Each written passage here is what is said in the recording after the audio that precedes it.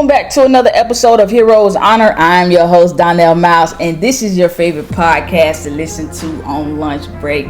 If you're new here, go ahead and hit that subscribe button, turn on that notification bell, because we post videos every single week with some of your favorite influencers, leaders, and entrepreneurs in all branches of the United States military. So without further ado, let's get into today's episode. Today's guest is an Army veteran from Flushing, Michigan. He served in the Army for 4 years and was stationed at some of the Army's top duty stations. During his service, he completed Ranger School, Air Assault School, and Airborne School. During and after his service, he earned both his bachelor's and master's degree in criminal justice from Westchester University.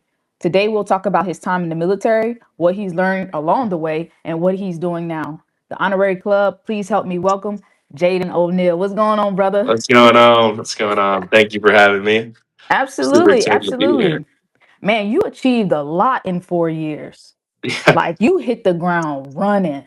yeah, So, yeah. what was the inspiration behind joining in the first place? So where I'm from is right next to Flint, Michigan. And we were kind of like on like the outer skirts of that. And I actually grew up, it's funny, I grew up in like a trailer park. Like my mom was like, we were broke growing up. It was like my mom, then us three. I have two other siblings. She was a single mom. And I knew growing up that I didn't have a lot to help like support me if I wanted to go to like college or like trade school or whatever it was. Like it was kind of like it was on me really to do that. And I knew like my one way out was to kind of just join. And I always kind of had like a sense of like I wanted to serve, but I knew like in my heart, like if I want to make a change and if I want to get out of here and I want to become something, like I have to join. I like the army or like whatever. At first, I really wanted to be a Marine.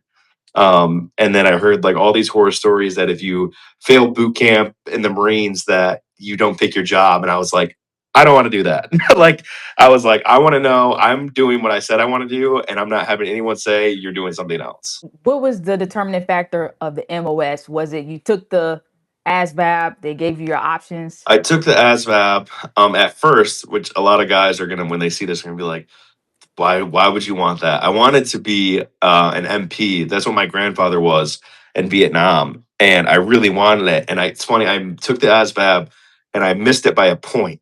So if that tells you anything, my ASVAB score was incredibly low.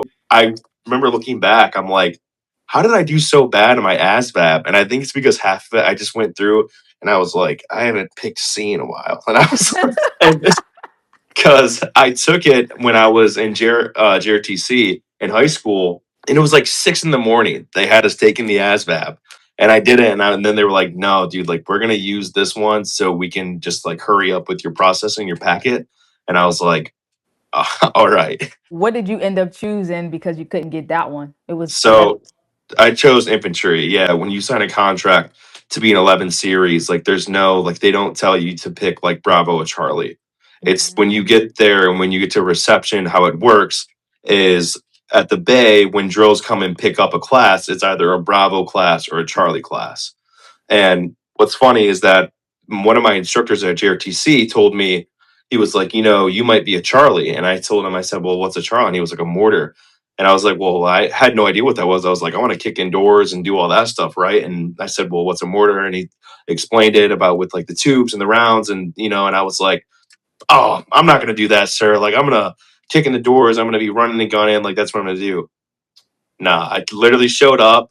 They took like 2 Bravo classes before me, and then they took a Charlie class. I was in reception at Fort Benning forever, and I was Wow. so disappointed. Like, I remember I was really disappointed, but that's just how it is. How was basic training for you? And just to go back on what you said, I did not know that. And I've been in the military for 11 and a half years. Oh, really? So you just gave me some information. I did not know that. Really? So I appreciate that. That's why I love Oh, having these interviews, because there's things that we all can learn. But absolutely. talk to me a little bit about basic training. So, basic training for me, I honestly like it wasn't too bad. I think the hardest part for me was just kind of like one, obviously for everyone, like a lot of it is just like being away from home for the first time. But for me, it was personally like if I didn't do like well at something because it was the first time I've ever done it, and I did like poor, or like I got yelled at, or like a drill made a comment to me about something, like I just got really like upset and frustrated. And I seriously thought that everything you did in basic training like followed you into your first duty station. Like for some reason, I was like, this is going to be on my track record and my records. And I thought if I ever messed up, like people were going to know. And it's so that was the hardest part for me, was just like kind of one, getting like acclimated to just being away from home, and then two, not doing well on things because it was my first time doing it and not understanding how it worked. Other than that, like I guess people like meeting new people was never been like a problem for me. I think it was just more of to like working as a team. A lot of guys, like for some reason that I went to basic training with, like they were solid guys, but there's always like that one or two guys that just cannot figure it out. And then everyone else gets in trouble for, for their actions. And that was really hard for me, is because like I said, like I was trying to be a perfectionist, and then yet I was still having like negative remarks because of like my battle buddy for like something. And so that was definitely the hardest part for me. So it kind of taught you what it meant to work as a team. Like we don't Absolutely. work alone. What Absolutely. we do affects someone else, and like our motto, never leave no one Absolutely. behind, right? So did I know you joined around 2018? Did you have a female drill sergeant? I did. I had two of them, which I wonder if I say this name, I hope that there's other people that know her, but she's had like four different husbands. I'm not lying. Like her name throughout basic training, I think changed like twice. Did you see a lack of respect from the other drill sergeants? What was that dynamic like, just from your standpoint as a trainee at the time? The only time I ever saw that it wasn't like a respected or like shared thing is when like one of the drills like messed up, and we were leaving the grenade range, and we were supposed to have like buses, like trans, to get back to the company. And the female Drill Sergeant Barbary, like forgot to schedule trans or whatever happened. And we had to walk back. And I remember all of the drills, even like the drills, and like the was pissed, or sorry, excuse me, was angry at her. And they were like, how did you forget to do this? And they were just like kind of just like actually arguing in front of all of us trainees. And we were all just like, Yeah. How long whoa. was the walk back? Yeah.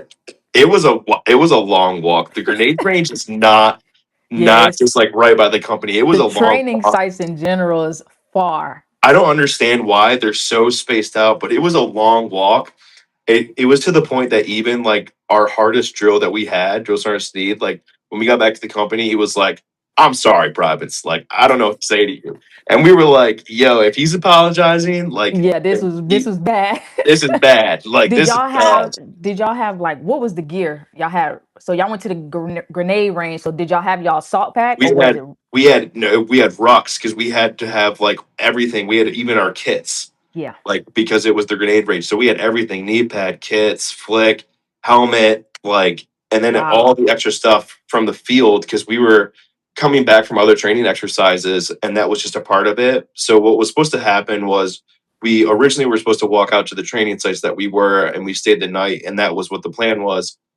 And so we were fully expecting that, and then we had everything, and then we were expecting to bust back, and that was where the mistake happened. So The training, usually as a former drill myself, when that happens, we would, as drill sergeants, find another solution. So we would call all the different batteries and say, hey, do you guys have, the trans, so we can at least put their rucksacks on. I know you're in the infantry, right? so that wouldn't be a thing I for the infantry, Man, but I wish, we I would wish. coordinate to put the rucksacks Yeah, on the I vehicle. wish. So at least when you guys are walking back, because essentially it is the drill's fault, you Yeah, know what I mean? So, but dang, that's crazy. So I wanted to talk to you about Ranger School. Do you feel like senior leaders, it doesn't have to be, he could be a platoon sergeant, doesn't have to be a first sergeant. Do you feel like senior leaders, gain or lose respect in an infantry battalion without having a ranger tab? absolutely. Especially inside the infantry, because it's almost like it's the standard, which more or less you can kind of like shake that like stigma for like Charlie's. Because when I graduated, everyone kept telling me like, you know what they call like a mortar with like a tab, and I was like, no. And they were like, well, Sergeant Major. It's because it's like really uncommon in like the chuck world. That's like another way of like for mortars is like chucks. And they're like, it's really uncommon. So the fact that you have it, like, it's like a big deal. But for like rifle platoons and like guys that are in like PL positions, and their infantry, yeah, absolutely. And my old PL can actually like can account this firsthand. He he got his, but he failed rap week, the first week of Ranger School, came to the unit without his tab, and one of the senior like officers inside the battalion like actually like kind of dogged him in front of a meeting, him and one other guy because they didn't have it. So there's definitely like if you're a senior leader and you don't have it, whether you're enlisted or not, it's like a really big deal because they look at it like so heavily and they're like, why don't you have it or why don't you attempt to have it? And that's why normally you'll see guys that are like E6s or E7s are going so late in their career because they're trying to make it to that next step. And Yeah. that's something that's going to push them over the edge. Right.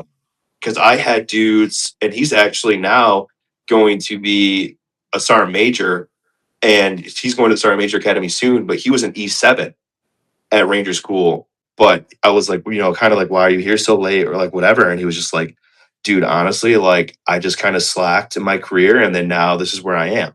And I was like, So what rank were you when you went to Ranger School? I was only an E4, I was a specialist. Do you believe that going as a junior enlisted is the best way to navigate Yes. that? Yes. Because although, so here, there's two parts to this answer. So absolutely yes. Because sometimes the instructors will look at it as in like you don't have enough like knowledge. Like you can kind of pull like I'm like a private card or I'm a specialist card and kind of like let a few things slide. Yeah. And they're like, we get it. Like you're kind of young, but like you're here, you're putting it out, like you're really working, like and we can see that. But the more that you go up and you are like an E5 or an E6 or an E7, or if you're definitely like an E8, or if you're not fresh out of IBOLIC as like an infantry like officer, they really just kind of expect you to know everything and kind of come to the school prepared, and they'll be like, why weren't you prepared, or why are you not prepared, or why don't you know this? And they'll put dudes in like slots that are meant for like officers or whatever just because of their rank as enlisted. So an example of that is because Darby has changed now, the first phase of Ranger School. Everything now is company sized, which I think is really weird because it's supposed to be like a walk or crawl, walk, run type of school. But now it's just all company size. But normally squad leaders in Darby in the first phase are all officers. But I had a couple guys that were like E6s that got that slot and they were getting graded at that look because of their rank. So definitely if you're a younger, like junior enlisted and you want to like go anywhere from like, if you're ready, like E2 to E4. But again, I say if you're ready, but like no one's ever really ready. It's just kind of like you You get got to in and do you'll it. figure it out. Yeah, you just have to do it. I Like agree have to with do it. that. If you wait till you're ready, you'll never do anything. You have to just throw yourself out there and take I that agree. risk. What would you say is the biggest misconception about Ranger School? Biggest misconception is everyone thinks that Ranger School is a smoke show. Everyone thinks that all you do all day is run and get smoked and you just never do anything, which is not true. Like there's actually a lot of standing around that you Oh do. wow.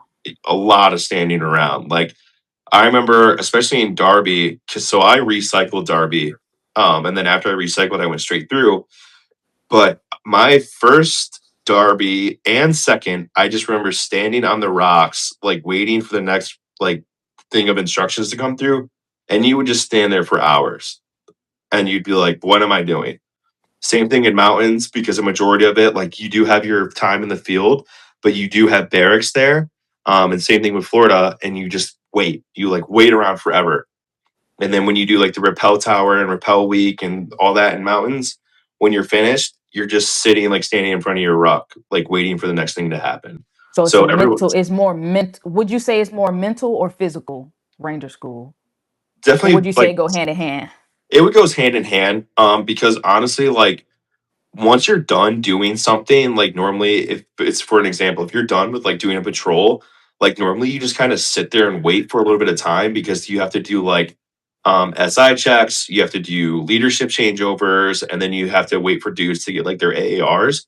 So like you after you're done like moving for like hours, like, you're also sitting for like an hour or like 2 hours just waiting, and you're like, oh my gosh, like I want to either go to sleep or like what's the next move? Are we walking? Are we doing another patrol? Like what is happening? Can you share a story with us that you still talk about to this day when you attended Ranger School, whether that Yeah, be a battle buddy story, whether it be an embarrassing moment for you or someone else? Like, man, I had a lot of embarrassing ones. I'll go with the one when I was in mountains. So we kind of it was in our eyes like last look, and that's normally called a golden walk. And it was pretty cool because at the end of the day, like he gave us like some food and stuff, like not like an MRE, like he brought some food and like he gave it to us. And then he let us kind of just like walk in and set up a patrol base. And it was just kind of like all willy nilly. Like it was like brief security, but basically just like let us sleep. But it's like I said, the only request that he had was like, hey, like I want guys on like the 240s to like just be in like security. So it was my turn to pull security. And for some reason, I went to range school in the middle of the summer of 21. So it's pretty hot, obviously, in Georgia. But in night, it was so cold. And I was like, this sucks. And I remember this night, for some reason, was just like really cold. Well, I was pulling security on the 240, and I put my arms inside of my jacket, like inside of my uniform, like this, and my sleeves were just hanging out. So, like, I had nothing to brace me if I fell forward. And I remember I was sitting there and I was really tired and I was like rocking back and forth. And I was like, all right, man, like, you gotta stay up. I gotta stay up. Well, I fell asleep and I stepped forward, hit the 240. It kicked my feet out from under me. And I went face first into the ground and into the dudes that were sleeping right there. And I remember dang. I hit this dude, I fell on him, and he made the funniest noise ever. He was like hit him, and all you could hear was,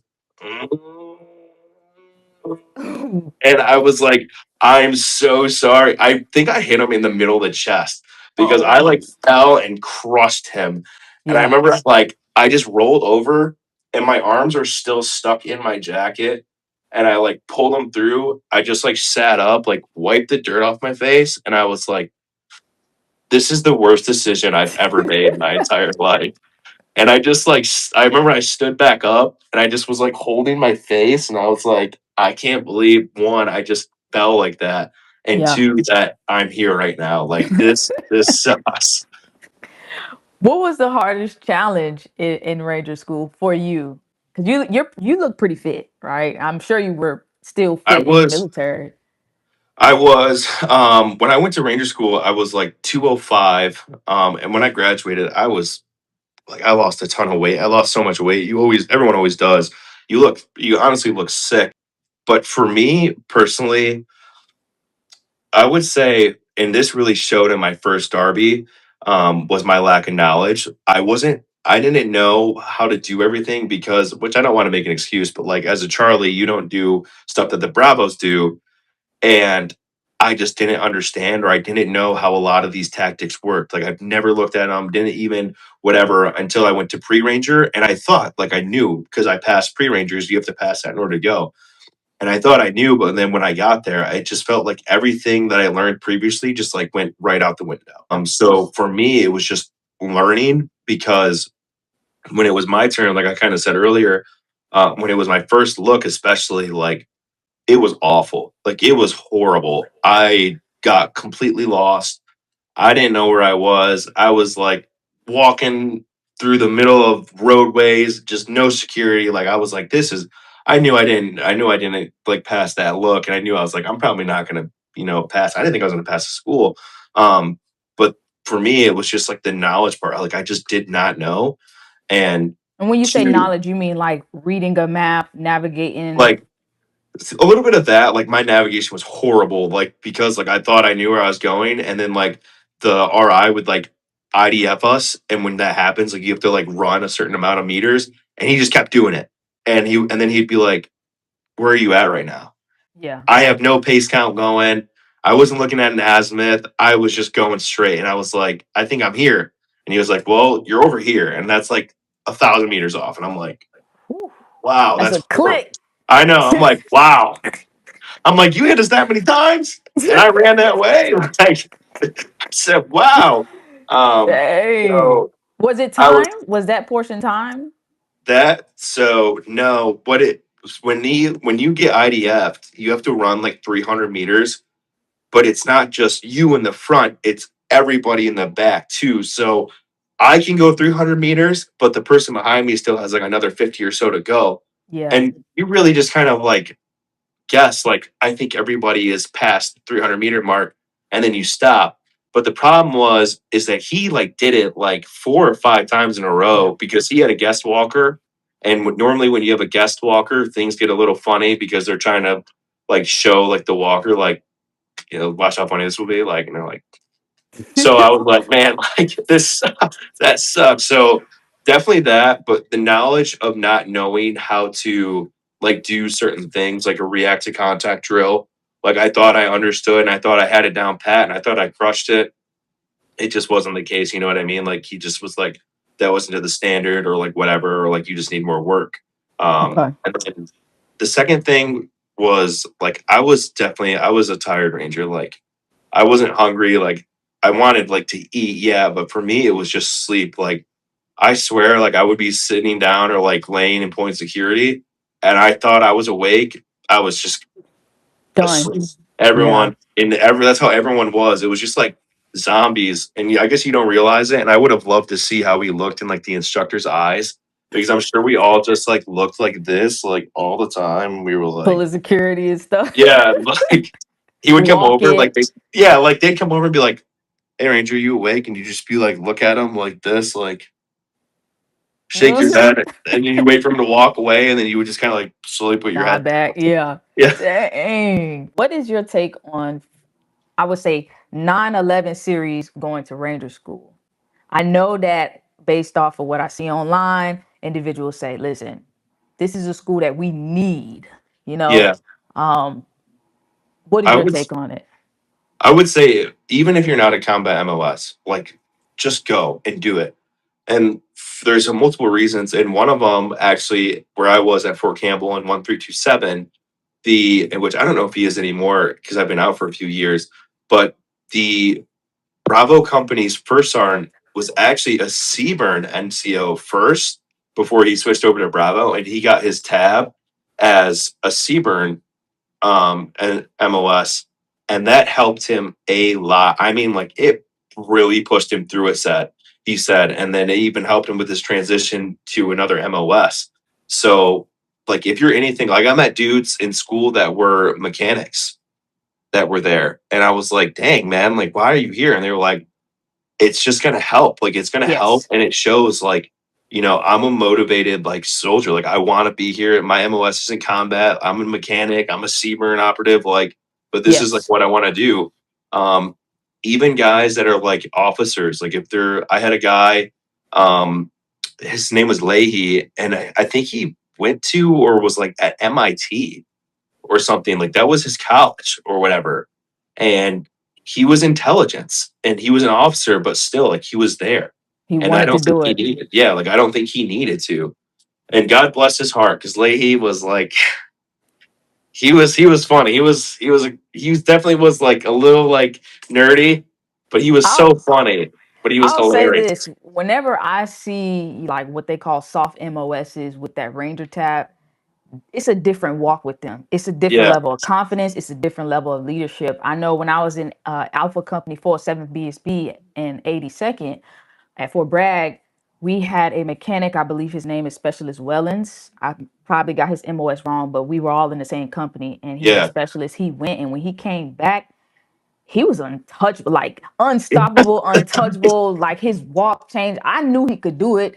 It's like, Yeah, wow, why wouldn't you want to go achieve that, and bring back that confidence to your absolutely. squad or whatever. So, as you know, June was Men's Mental Health Awareness Month. What's something that men in the military struggle with that others may not know about? Or you could speak from your own personal experience or your battle buddies that you know. So I would say finding love. And I mean that as in there's a lot of guys that are just like really lonely. And obviously like they'll outsource to like dating apps or like whatever. But I feel like a majority of the guys in my platoon like just really wanted to have like love or relationship because it was like if you had that, especially and she was off base, like it would give them a chance to get out of their barracks room because a barracks room, as you know, is so depressing. Yes. And it would allow them to go to like a house or like an apartment and then, do whatever. And it's their significant other, which helps, you know what I mean? And that was definitely like, even for myself, like at the time when I was in the military, like I was in a long distance relationship. And even though she wasn't there, but I got to FaceTime her, like that, having that like helped a lot. And I think when guys are just like one, like really lonely already and homesick, and they're not having love from their family or from a significant other, you can see that it does like kind of mess with them a little bit because they're like, oh, like I'm trying to go out this weekend and meet somebody or like whatever. And they're like, oh, I didn't, or this, that, and the other. And that is like one thing that I saw in my platoon a lot was just guys that wanted to find love. And I know that sounds kind of funny or like silly, No, but it's like it's it's a true thing. because Yeah. it is. It's a thing. When military members, we are so structured, right? We're so direct, but at the same time, we want to decompress. We want to Absolutely. come home or, go outside of the military installation, and we want to feel like normal in a sense. So Yeah. having that significant other can bring a sense of normalcy. So I can definitely agree with that. And I think, just in general, finding that partner, Right. being in the military is hard. Absolutely. You know how it go. But Absolutely. how can men that are struggling with that, what advice would you give them? Stop using dating apps. Okay. I They I do. get They be it. on plenty of fish. Tinder, plenty of fish, It's Bumble, some apps I didn't and even know about. but Christian Mingle. yeah, Christian Mingle. I'm like, dude, farmersonly.com. That's what it is. I'm like, dude, you guys need something else. Go out and do things. Like, and what I mean by that is like it doesn't always have to be like drinking related either. Like my thing is like just if you're like sad, like and you're lonely, man, like I get it, like 100%. I'm not putting you down, but like you gotta go out and do things and put yourself out there, or else you're not gonna meet anybody. And then two, it's gonna keep you out of your barracks room. So that Yes. would be that would be my advice. Mainly you guys work with males, so it's like bros, bros, bros, bros, bros. But like you said, Literally. doing social events, just literally going on Google and typing what concerts are in town, even if you have to go to the next city over, Right. do that, Right. and sometimes you may have to go by yourself, but have intentions to be social. So you're heavy into fitness. I watch your TikToks, and I see that, you're definitely, I would say, a fitness influencer. I Did, try.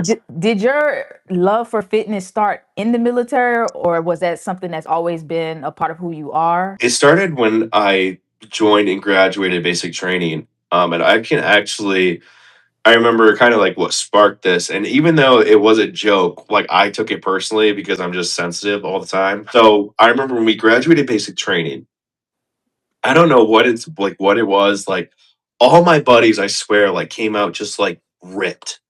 Yeah. And like I would look decent, but I still had like a little belly fat, right? And for some reason, that made me just the fattest member of the group.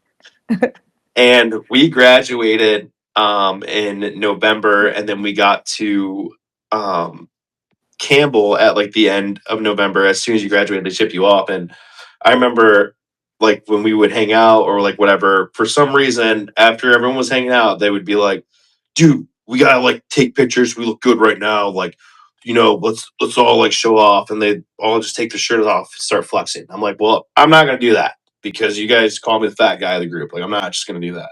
Right. And it even went to, it was so funny that my birthday's in December and we were still at Cal Sue at Fort Campbell. And they said on my birthday cake, they told the lady to put happy birthday fat butt because they couldn't put fat A word. And they did. And it was really funny. But then I remember like there was like one night I just thought about it. I was like, dude, like I gotta change, man. Like I gotta change. At the time where Calsu is, there's a gym that's right across the street, basically. At the end of like each day, like I would just change and I would just walk over because I didn't have a car yet, and I would walk over and I would just go work out for hours because like I didn't know what I was doing really. Like I played sports in high school. But I just wasn't good. Like I was really skinny, like, and I had no idea other than like what benching was, squatting was, and then power cleans from football. So Mm. I just kind of would just like people watch. and Okay. then I would just try it, and it was probably really bad and really funny. Um, but then I just kept going, and like I just kept telling myself like every day, like I'm gonna keep going, I'm gonna keep learning, I'm gonna keep getting better. And Was your goal to lift heavy? Like start lifting heavy, or not at what were you doing? first. I just wanted to it's so funny. I just wanted to look better with my shirt off, which Okay. everyone does, you know what I mean? But I wanted just to like see like, can I actually like build muscle? Like I wanted people to be like, this guy looks like, he's in the army or whatever. Right. Because at the time, like before I started lifting, like I just looked like any 18, 19-year-old kid off the street that just did like a little bit of physical exercise, you know what I mean? And Right. I Right. so I feel like to the standard, like I was like, I want to be like when I go home or even here, like I want people to be like, I want to be like O'Neill or whatever. Right. And so I just would eat like a maniac all the time at the DFACs. And then I would just lift every single day, like even when I got to my actual unit. Like we would have like long range days or training, like whatever.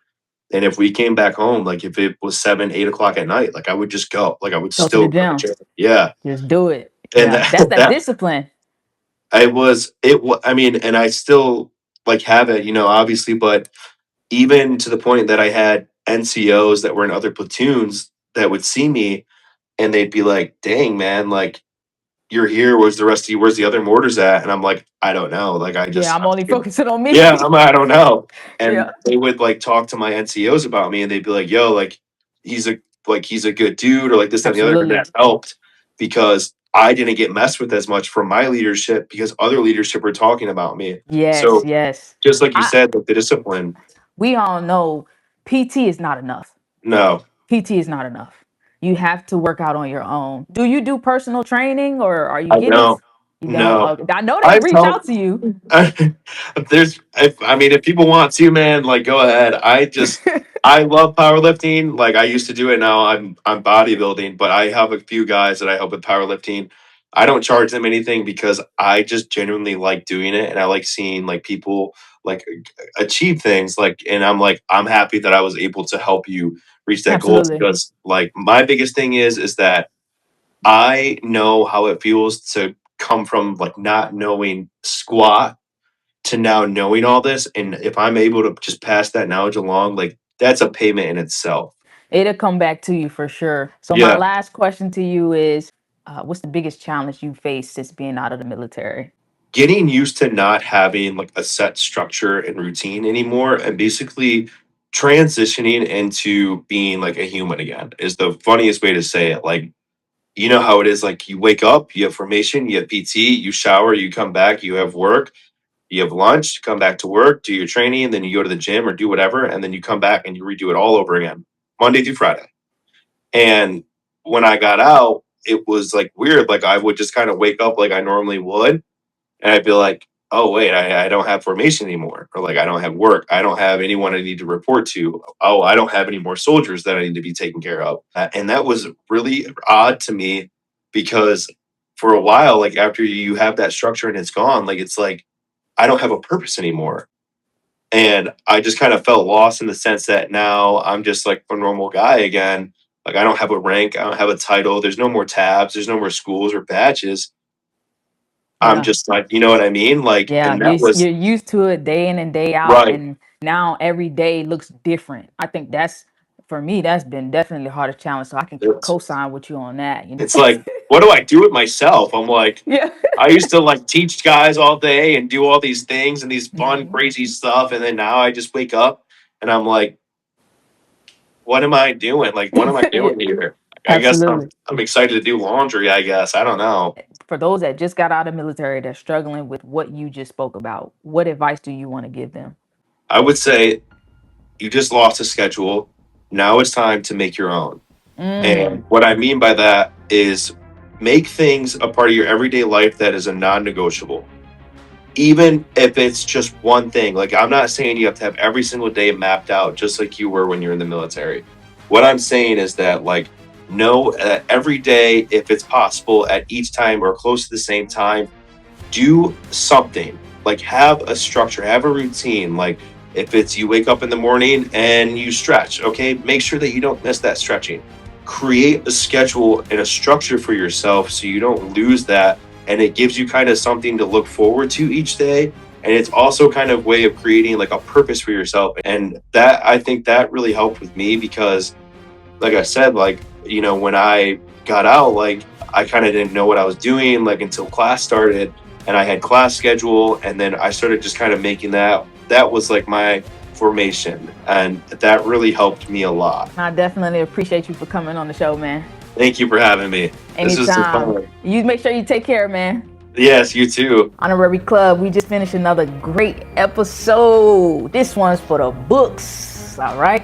Make sure you subscribe and turn on that notification bell because we post videos every single week with some of your favorite influencers, leaders, and entrepreneurs.